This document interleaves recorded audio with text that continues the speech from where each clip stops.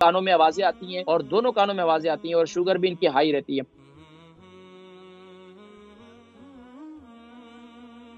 अस्सलाम वालेकुम रहमतुल्लाहि व बरकातहू। वालेकुम सलाम।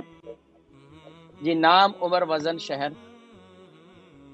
नाम नहीं बताती थी, उम्र मेरी 63। जी, वजन। वजन 11 स्टोन। जी, सवाल क्या है? सवाल है, मेरे सर में बहुत ज्यादा शांक, इस कदर शांक है ना, जिस पर फोने नहीं आ रही, इस तरह बहुत ज्यादा है।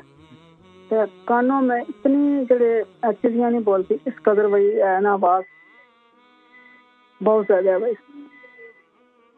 अच्छा, ये कितना अरसे से? ये कोई साल तकरीबन होने पर 2-3 माह हो गए, बहुत ज्यादा दोनों आवाज हो गई है। दोनों कानों में होता, दोनों कानों में होता है, दोनों एक कानों कान में में होता है? आवाज इस कदर आवाज आ रही है ना, कोई सुनाई बाहर नहीं देना, अंदर आवाज आती है, कोई दर्द नहीं है, कुछ नहीं है, सिर्फ सर में कोई दर्द नहीं है। अच्छा, शुगर, ब्लड प्रेशर?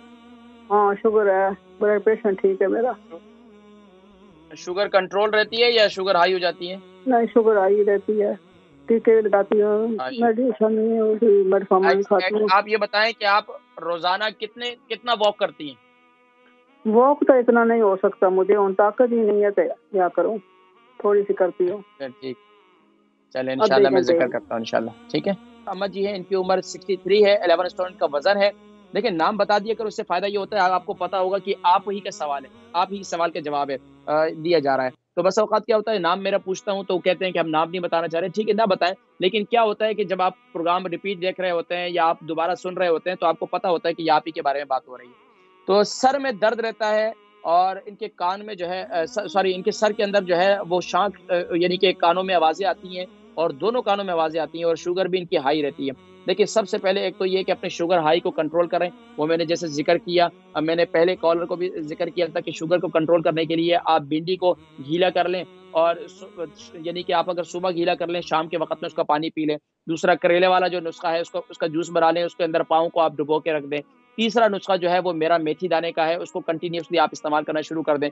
चौथा, जो आपके कानों के लिए है, तो कानों के लिए आप नाक में भी कलौंजी का तेल लगाएं और हफ्ते में 2-3 मरतबा जो है आप कानों के अंदर भी कलौंजी का तेल डालें। अगर कलौंजी का तेल नहीं है तो आप दूसरा काम ये कर लें कि ये लहसुन ले लें, लहसुन, ऑर्गेनिक लहसुन ले लें। 3 से 4 तूरियां तकरीबन आप एक एक 4 चम्मच तेल सरसों का ले लें, 4 चम्मच तेल सरसों का ले लें। सिल्वर की कटोरी के अंदर उसको खूब अच्छी तरीके से उसके अंदर आप छोटे छोटे पीसेस करके लहसुन डाल दें, वो खूब जला दें उसके अंदर। जब वो जल जाए तो इसको छान कर इस तेल को अपने कान के अंदर डालें। कानों के अंदर डिफेक्शन होगा, कान के अंदर कोई भी प्रॉब्लम होगी, इंशाल्लाह खत्म हो जाएगी।